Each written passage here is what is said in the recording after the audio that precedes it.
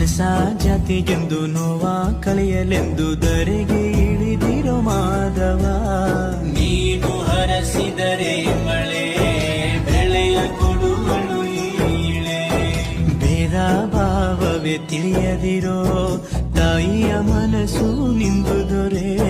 ಪಾಪ ಕರ್ಮವ ಕಳೆದು ಬಿಡು ಗಂಗೆ ಅಂಶವು ನಿಂದು ದೊರೆ.